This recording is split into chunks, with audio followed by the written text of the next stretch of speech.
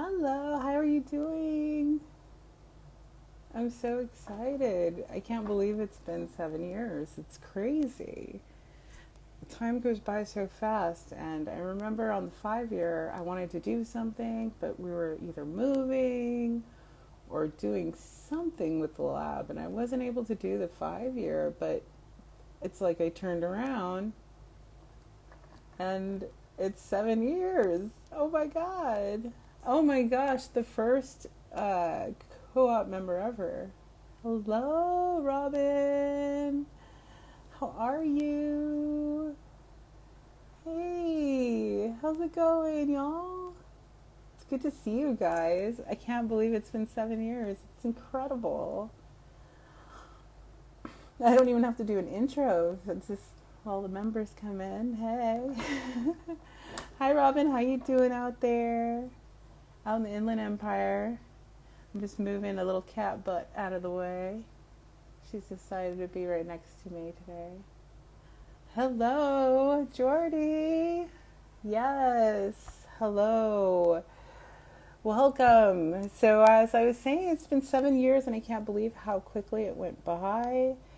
Um, you know, it was just yesterday. I feel like I got my whole incorporation documents back, and I was like, oh my gosh, August 23rd 2013, and now it's August 23rd 2020, and we're still here.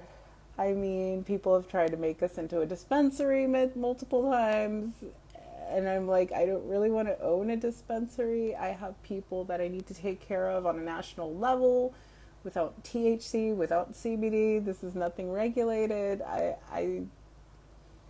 Yeah, so we survived.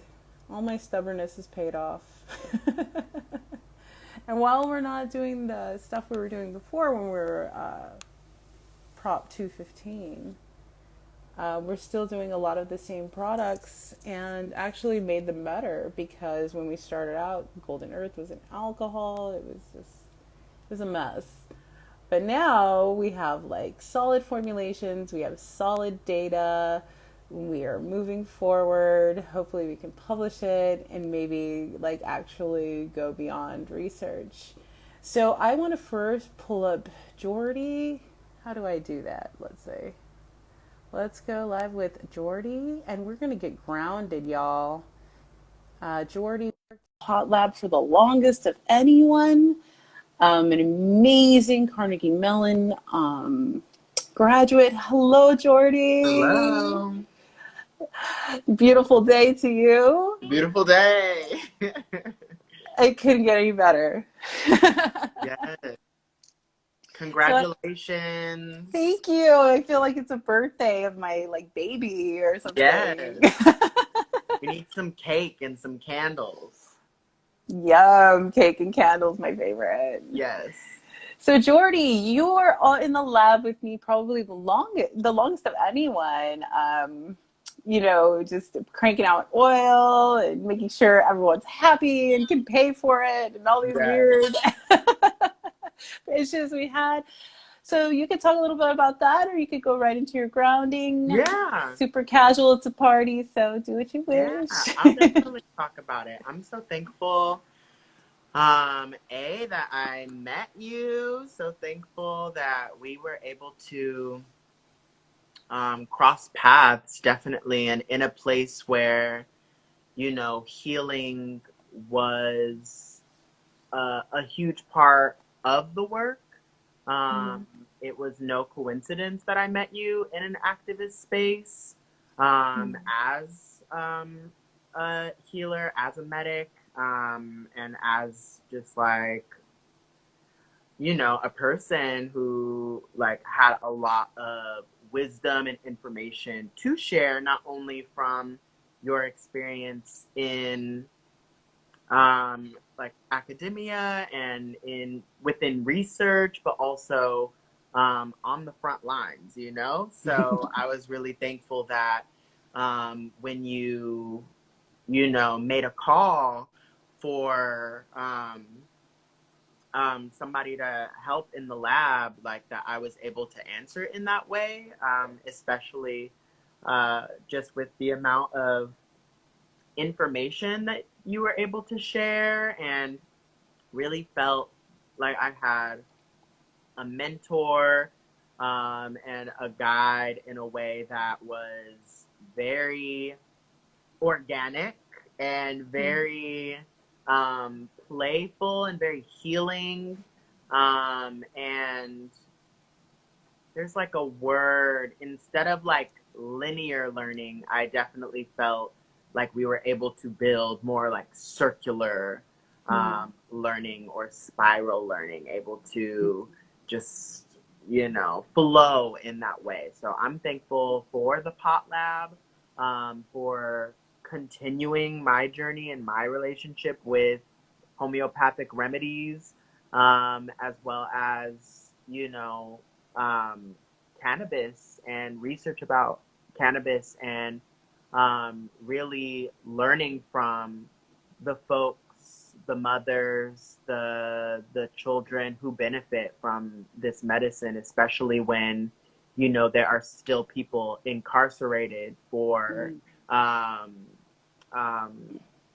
their connection with this medicine, supplying this medicine to the masses. So I guess I'm like, there's a thankfulness that I'm thankful to share in this. And also there's a call for the decriminalization of cannabis, particularly, that I just want to uplift, in this conversation. And I think that's a great place to ground, to ground in. I'm thankful you asked me to ground. Happy Virgo season. Shout out to the land workers and the farm workers Yes. who are really tending the soil and tending to the crops that are keeping all of us alive. I'm so thankful for them, and also want to uplift and shine light on the organizing and the mutual aid that is being asked of us to participate in, to help support farm workers. I'm currently, I think there's some stuff on my like story that I shared of like different orgs that are like sharing a lot of information and like places where you can donate. But I'm gonna be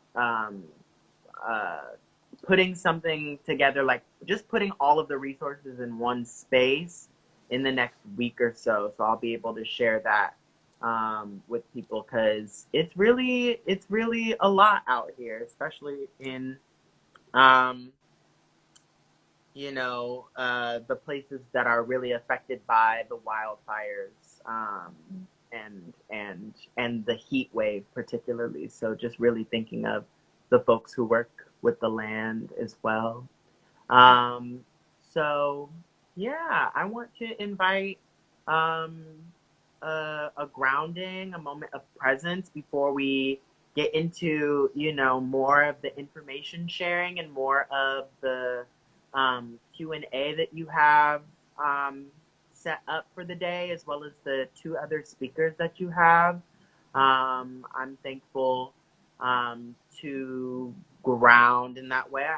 I haven't really grounded today, and getting outside can be kind of dramatic because I don't have access to like a private outside space. So right. I just want to like hug trees and cry and do that without having people like ask me what's going on, and different right. things. So I'm thankful to be able to ground in this space with you. So I'm going to do that with my sound bowl.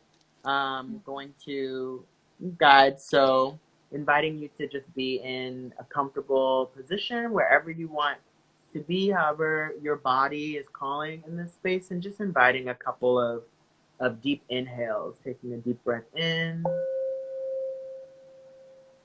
and releasing it out. Another deep inhale, releasing it out through your mouth.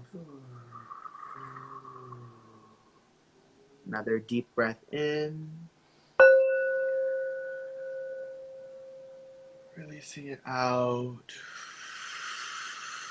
Inviting the deepest inhale of the day.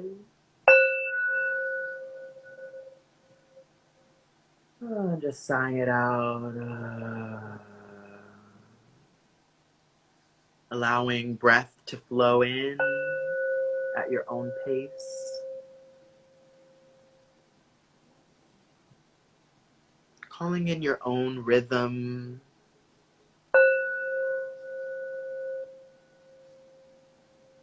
Your own tempo.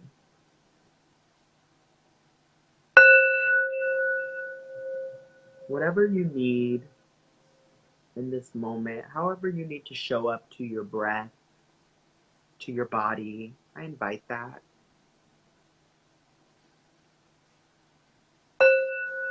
My heart's been extra tender lately, so I've just had to give it some love and massage it. So I invite, if you want, put your hand over your heart and massage it. Give yourself some love.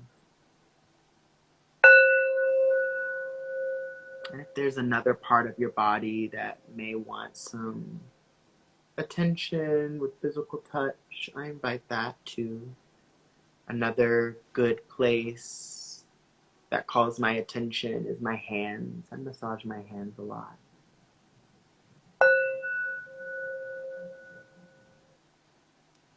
And I invite you to imagine, go on a journey with me. And on the next inhale, I want you to release it out.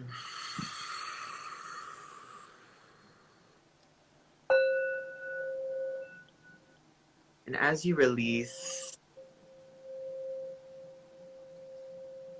I want you to imagine tiny roots coming out of your body. And they grow deep into the earth.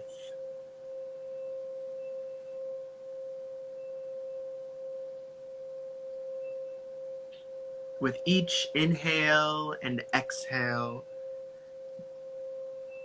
they grow further and further from your body. These roots growing down through the earth, through the crust, through the magma. The further they grow from you, the stronger they become. As you take an inhale and release it out.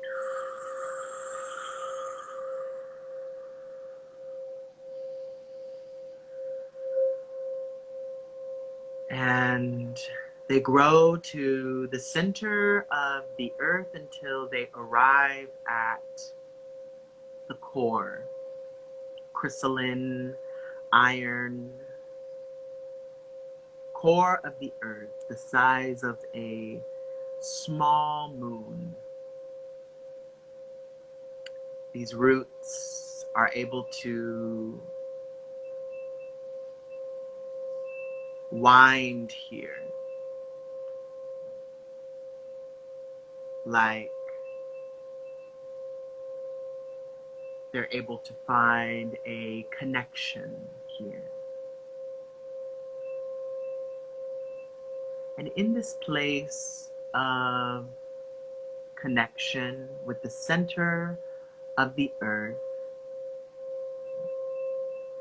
I ask that you release any muscles you may be holding, tension in your jaw, allowing for space to arrive between your jaw, around your shoulders. With each exhale, giving a little bit more to gravity. Allowing your body to fully relax, to fully surrender.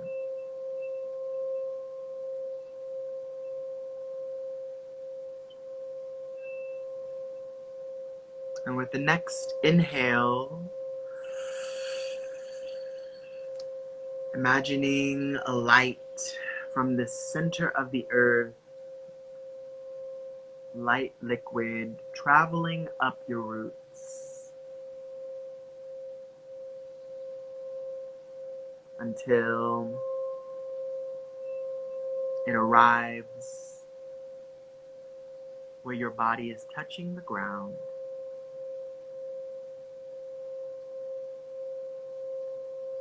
Begins to fill you up, filling your whole body with this earth energy. From the ground up, your whole body is being filled.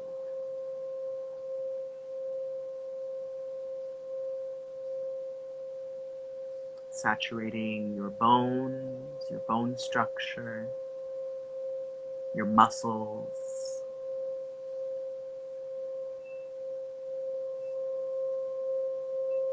your blood,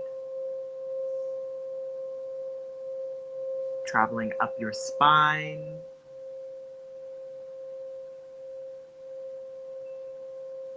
your rib cage, your heart, your shoulders, taking a deep inhale, releasing it out. As this liquid travels up your neck, filling up your head, pouring out of your skull, saturating the inside and the outside of your body with this earth support. I am grounded. I have support. I release the things I am holding that no longer serve me. I am held. And allowing these affirmations to cover you as you take some last deep inhales. Last deep exhales. Inviting some small movements in your neck or in your wrists. Just finding whatever movement your body is calling, whatever feels natural for you.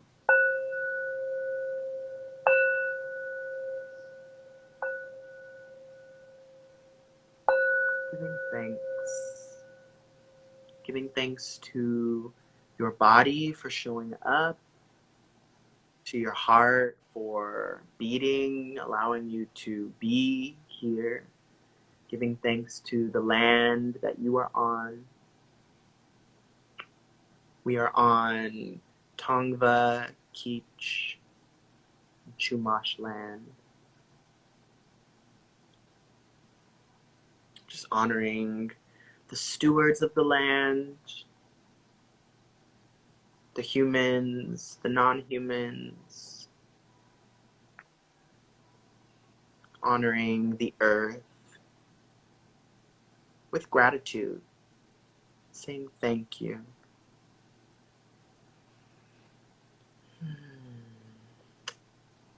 And bless.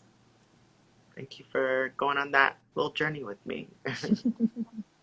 Thank you for leading that. It's so amazing.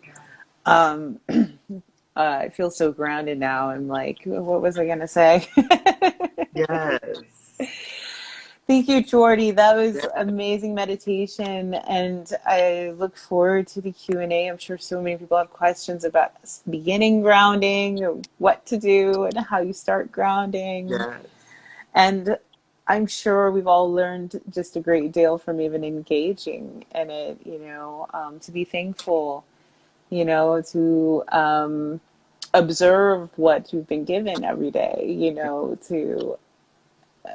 I think a lot of us, especially in first world countries like America, wake up thinking about what we don't have a lot. So thank you so much. And I'm so honored that you're here on our anniversary as Yes. someone who I worked with endlessly at the PotLab. Yes. And hopefully after COVID-19, we can continue to collaborate in Yes. person. For sure. For sure. Thank you so much. And Yes. I'm going to call in Dr. Q if he's still Yes. here. So Jordan is amazing, and I have never worked around such a wonderful essence, and love their groundings. So if you're here and you don't know why you're here, it's the PotLab's 7th year anniversary. I'm Dr. Cross. I founded this laboratory looking at actually raw cannabis.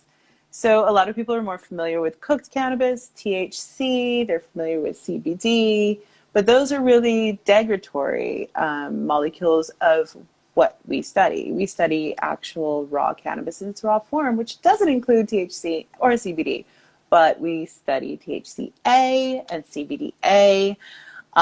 So as a person of special needs myself, I have mild cerebral palsy and autism. I found THCA very useful for myself in medical school. And so while I was at Johns Hopkins, I started testing THCA for my own issues, and it turned into what I was going to do after my Ph.D.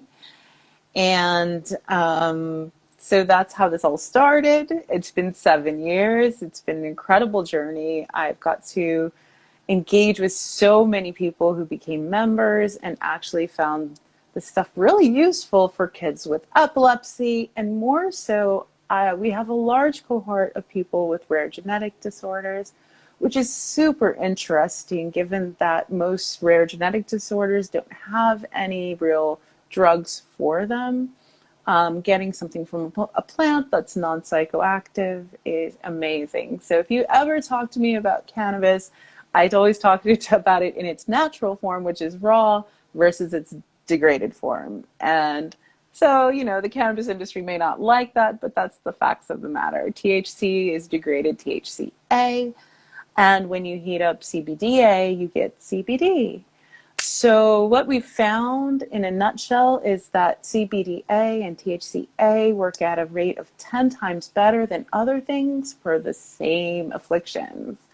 And while we're still working with pricing our stuff because we do have to stabilize the acidic forms of those molecules, it's quite a bargain at this point for what we give you. About a month's supply is around $100 to $200, which I feel is pretty affordable in this day and age, even if you're just paying copays. A lot of people pay that in copays every month, especially with special needs kids, autistic kids, and they found this to be like their go-to. So that's been really exciting.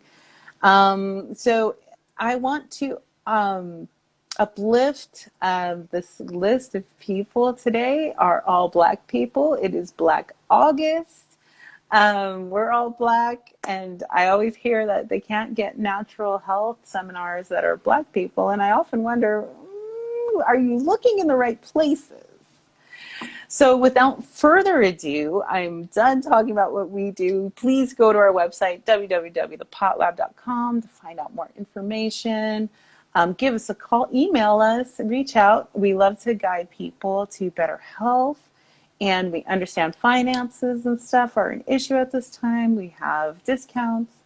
And we have a great member base who's super supportive to each other. And I love to support them. It's funny because I just had Jordy on, he talked about mentoring, and one of the people that I've been mentored by is actually here today from the Deuterium Depletion Center. Dr. Q is like just an amazing, amazing resource.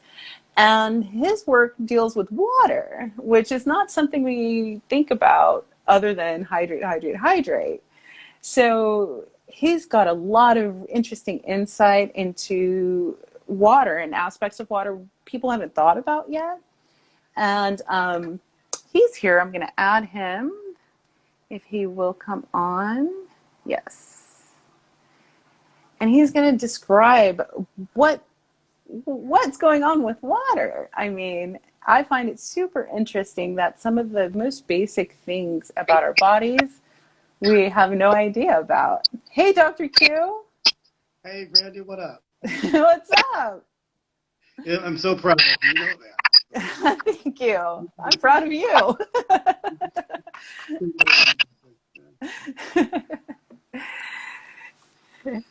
So I always get it mixed up when I try to describe deuterium to people. It sounds like a big word and it sounds really confusing. Do you have a better explanation than me talking about water? Yeah, here's what I do, and I'll so first of all, my name's Q Collins. I'm a PhD like Brandy. I have one in clinical immunology and another in a field called metaphysics. I also have several master's degrees. I just had places to put degrees on my wall, so I went and got them. So. But the nice thing about what Brandy is doing and why I love what she does and her as a person is just so heartening to see young black people, young black females out there in science now. Because when I started, I'm the first black graduate of the oldest campus institute in the country, and they didn't invite. I didn't graduate for. It was in business for 102 years before I graduated. So Wow. things are a little different. I'm just so happy about what you're doing and taking it down. I mean, most people don't realize Brandy is a brilliant scientist because they never get to see that part of it. And I know she doesn't like me bragging about it. They never see that part of it because she's so down to earth and so for the people. But the important thing is she really, really knows the science. And that's the hard part when you have to do what she does, and that is go out to agencies and try to get them to believe what you're doing. Because when they see her, they say, oh, she's a pothead. And they say these guys, and then she says, no, I graduated from Johns Hopkins. And they go, oh, I'm confused now. So I love it that she can do those type of things. Now, when it comes to what I do, I'm a cancer researcher, and most of the things that I've done over my 35 years in this field is talking about cancer, getting rid of it, preventing it, and those types of things. And I've done a number of things, everything from basic standard of care, from making chemo drugs and antibodies and all these things that you guys know about, to now using food and nutrition and water, understanding and sound. So I appreciate it, Jordan, because we actually use those things too. But what we try to do is to break it down to where we can make those things predictable. In other words, just like we want to know, Jordy, what sounds and what words you have to say to get a clinical result that we know is going to happen, to make it more predictable. So not only can to make you better at what you do, but to take what those people are able to do and almost take the art out of it and make it more of a science. And people don't understand that most of medicine isn't science, it's an art. That's why they call it the practice of medicine, because they don't have the damn thing down yet. And so our job is to try to make that practice of medicine to make it work. And if it works, then the next step is to make it less toxic. And then the next step is to make it easier. And then the next step is to make it cheaper. And then the next step is for you not to even think about it being medicine, but becoming part of your lifestyle. And so when Brandy talks about deuterium, and I am one of the founders of the Center for Deuterium Depletion, deuterium is a high pollutant word for hydrogen, okay? So everybody knows what hydrogen is. Hydrogen is that thing that makes up water, right? H2O, water. Hydrogen is the most abundant element in the universe. And what that means is that 66% of everything on this planet, including you, including the people, including the animals, including the plants, all the way to to planets we don't know about, are made of hydrogen. And deuterium, there are actually three different kind of hydrogens that exist in the world, in the universe. One is called tritium. Everybody knows about tritium. That's the thing that makes the bomb. That's not something that exists naturally. It's something you need to make in a lab. And you make that really just for nuclear power and for nuclear bombs. The other one is called deuterium, and deuterium is, think about it as being the heavy cousin or big cousin of regular hydrogen. What it means, it has, I'm getting geeky on you guys again. There's a thing called a neutron, and it's just think of it as Lego pieces. And this hydrogen, this deuterium, has an extra Lego piece to it, okay? And so that Lego piece makes it twice as big. Now you can't see the difference. When you think of hydrogen, it's hydrogen, but they actually are different. And when water has deuterium in it, it has a lower boiling point, a higher freezing point. It shapes differently. It even tastes differently if you know the difference.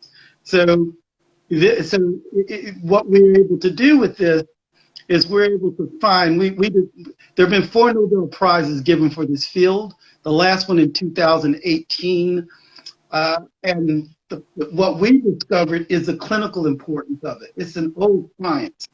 The first Nobel Prize given in 1932. It's a very old science, but we figured out, oh my God, that has something to do with health. It has something to do with disease. It has something to do with athletic performance. And what it has to do with it is when you eat your food or smoke your cannabis or eat your cannabis or hear sound, what the body does, it takes hydrogens out of the food you eat, and it takes those hydrogens and it puts into a part of your body called a mitochondria, which is this thing, think of it as being the powerhouse of your body. These are the things that make all your energy, and it's all it does. It makes the things that make you run. And so it does it on these little things called nanomotors. And think of nanomotors means tiny motors.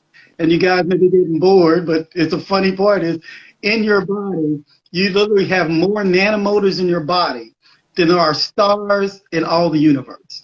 So, and you make as much energy in your body as the sun makes per size. Now think about that.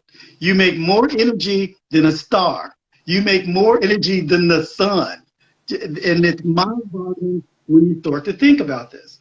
And what we find disease to be, diseases happen when you're not able to make enough energy. Because you've never seen anybody with cancer that has a lot of energy. It doesn't work that way.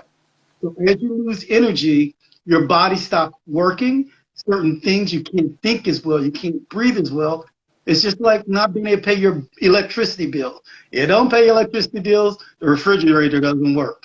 The lights don't come on, and your body works the same way. How does it do that?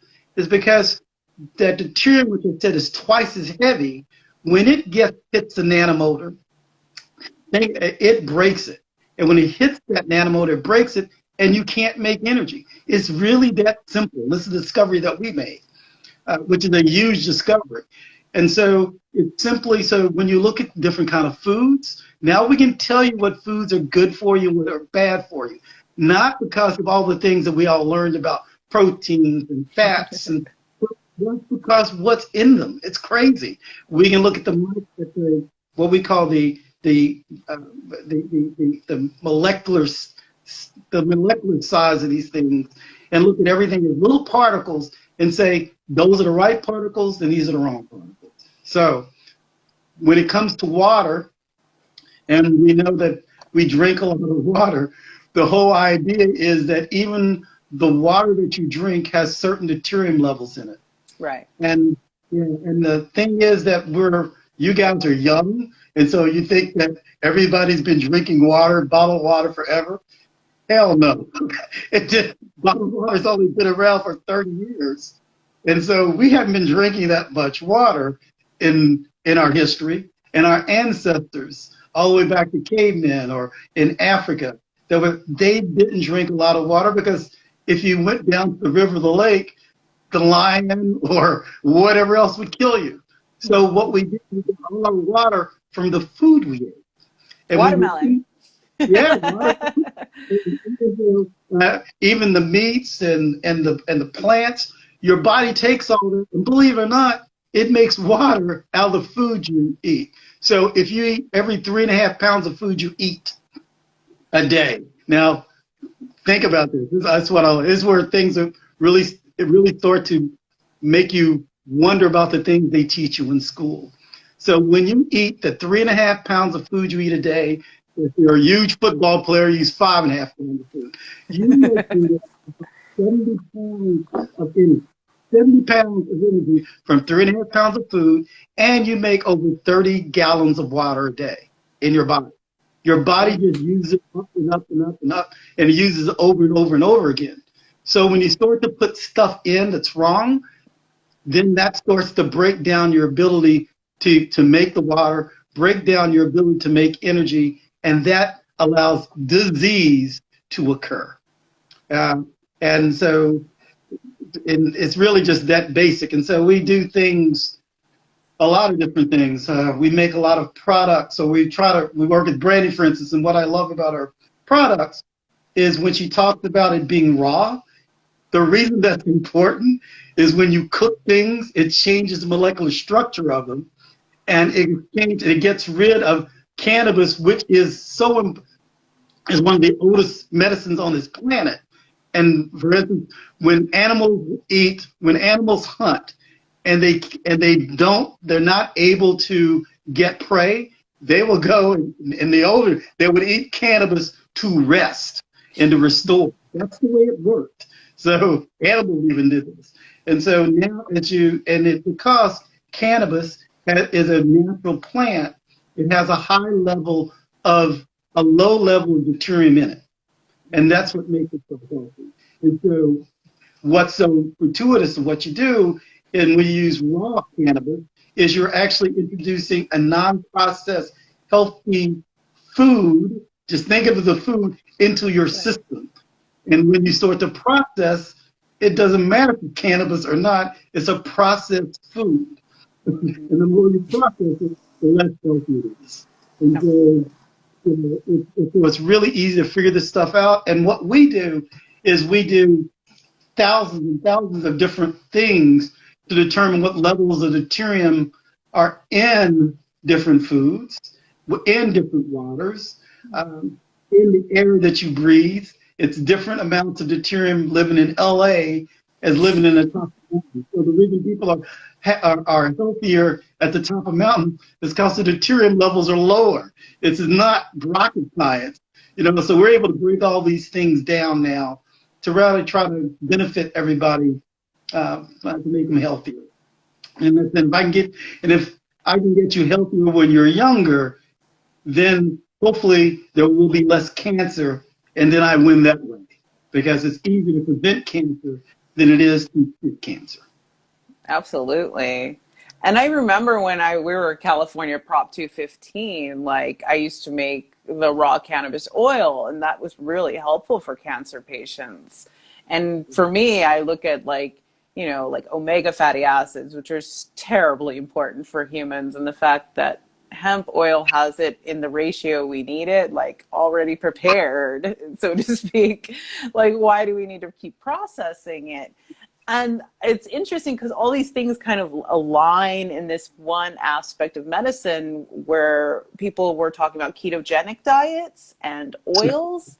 And you actually have some insight on that.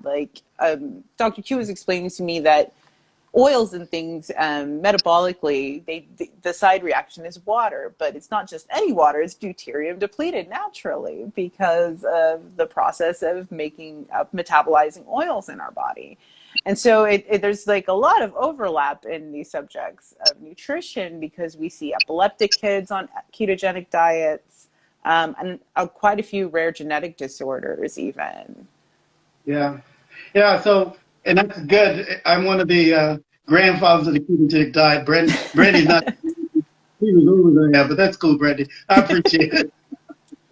So, the ketogenic diet, which everybody's doing right now, it's just serendipity. It's a high-tech diet, and you can have a vegan ketogenic diet or one made with meat. It doesn't matter. It just means it's a lot of fat. And it helps you lose weight. It does all these things, but the reason it works is simply those oils are used in your mitochondria, and you make more energy with fats than you do with carbohydrates. In addition, carbohydrates, especially those that are from processed foods, are the things that cause inflammation. They cause weight gain. It's not the fat. It's these processed carbohydrates or these new GMO foods that have high levels of deuterium in them. So, like, you're exactly right. This whole thing with deuterium, it's almost a marker for health, is what I like to tell people. So we invented to be able to measure the level of deuterium in your body. And by being able to do that, we can then equate that to different disease. Like, okay, if you have 150 parts per million, it looks like these kind of diseases at work. And if you have 130, 120, if you're an 80, if you have 80, 85, then you're a pro athlete. That's the reason they are always running. They have so much more energy, is because their deuterium levels are low and they make their machine. But we can make a normal person a machine too. It's just that we got to get the knowledge out there. And it's complicated. So what we do is we take the complications out of it. I don't want you to have to think about it. It's just maybe easy way to do it. Go ahead and we will tighten it up as it goes. And what will happen if you follow this deuterium depleted lifestyle, which you may already be doing now, the way you look when you're 28 and 30 is the way you're going to look when you're 60, because it slows the aging process. It slows the aging process, and so there's no reason for a person not to be healthy their entire life and you die healthy. So you'll die at 150, 160, which we know can happen. We know this is true because our ancestors used to live that long. Even our ancestors that were slaves, you guys are too young, but my great-great grandmother was a slave. She died at 117. And so this is not and this wasn't an uncommon occurrence when I was a child. These older people, it was serendipity, but the shit food that they had to eat happened to be healthy. They didn't get to eat the cakes. They didn't get to eat they got to eat the things, the greens, the kale, the broccoli, the stuff that the white people didn't want to eat. Gumbo. And it happened to be the healthy stuff. And so they lived longer, and we've gotten away from that, unfortunately.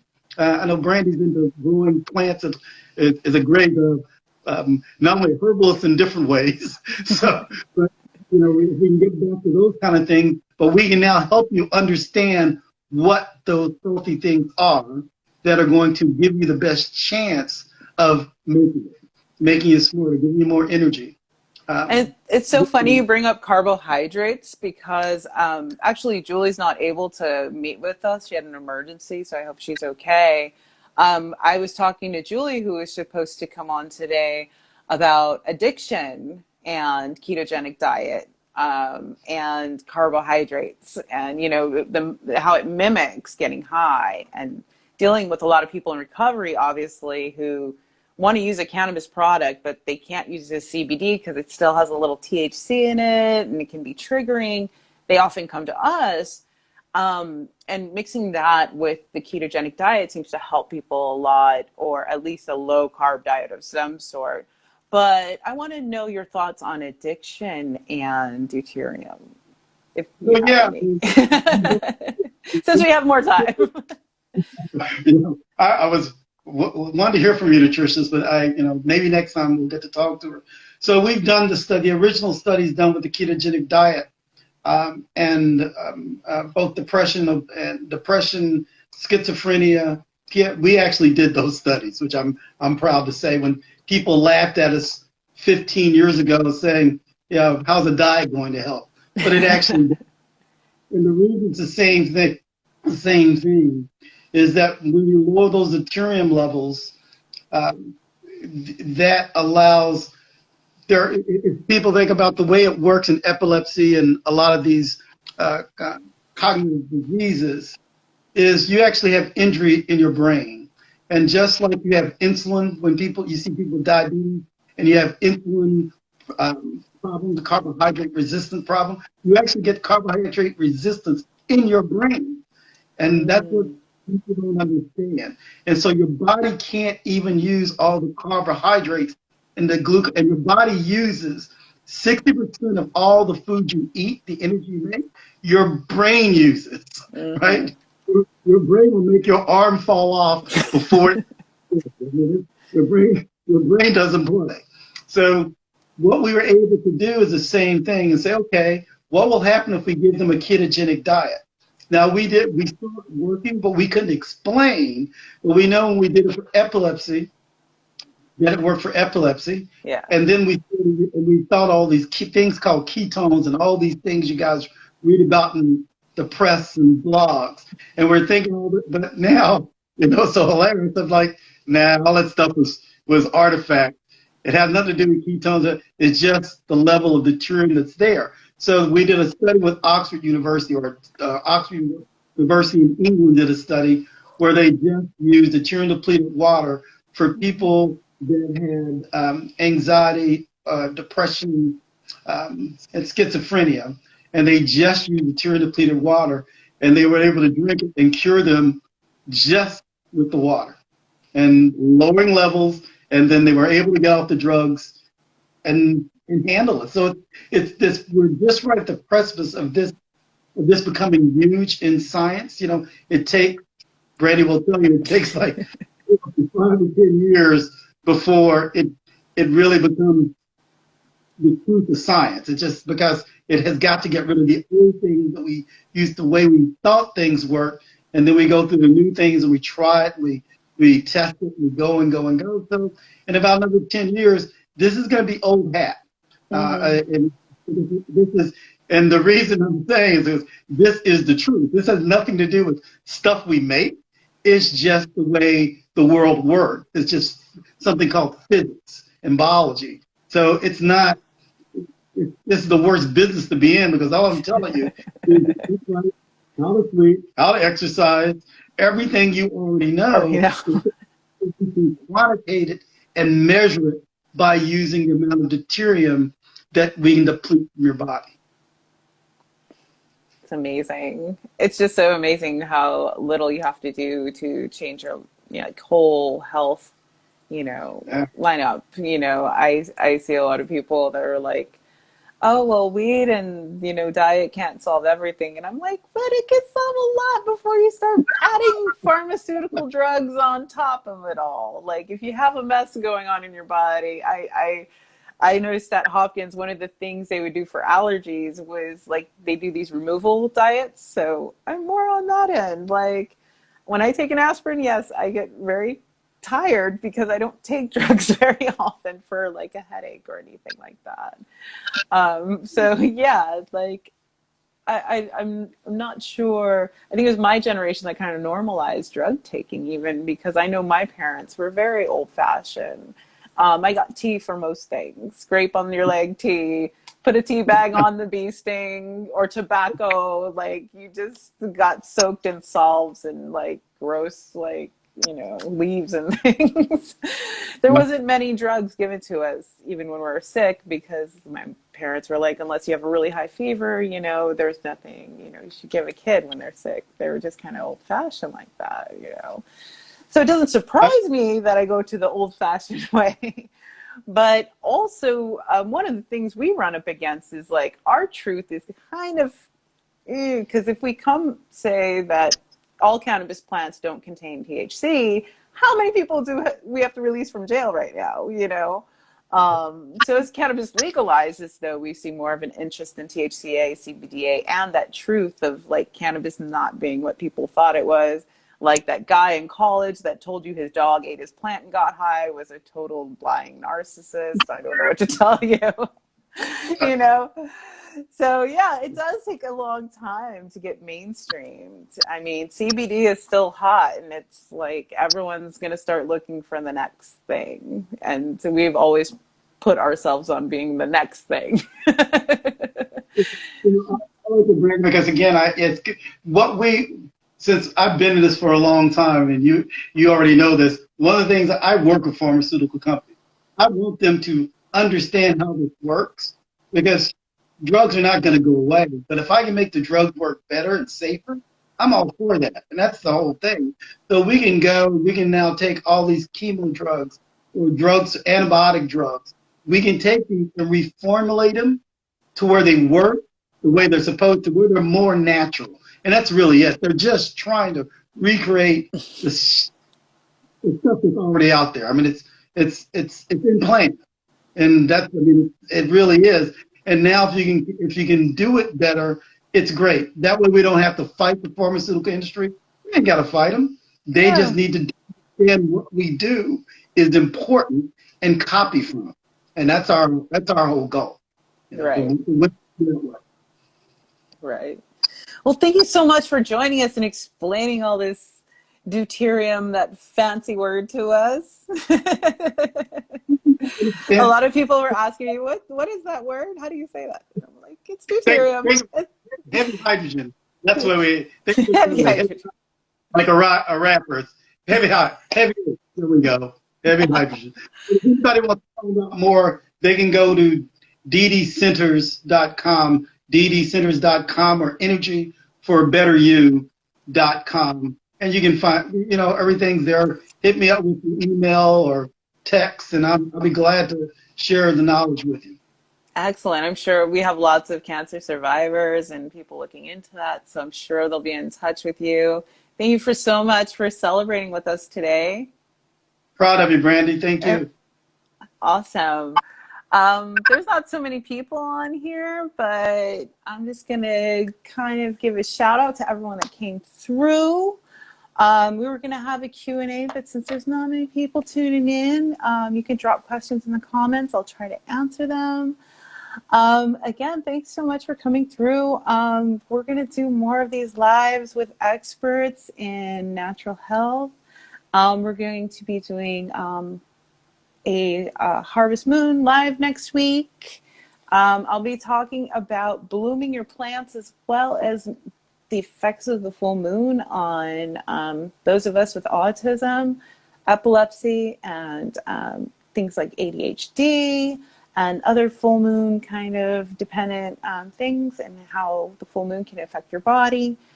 And again, I know a lot of people are home, staying safe. I am too. I'm home right now in my bedroom. And so I'm not broadcasting from the lab, but I did want to talk about growing and blooming your own plants. I've seen some things on Twitter where I was like, oh, you might want to put that in a less humid place. So we'll talk about why you want to bloom in low humidity and, you know, all the DIY stuff. I know that things are starting to, you know, put out their little bloomy bloomers. And yeah, so reach out to me. I'm the PotLab Ph.D., Dr. Brandy Cross. It's so good to have this celebration and chit chat with my amazing influences over the 7 years we've been here. If you'd like to check us out, you can go to www.thepotlab.com. I'm going to go. Have a good night, and thank you so much for all your support.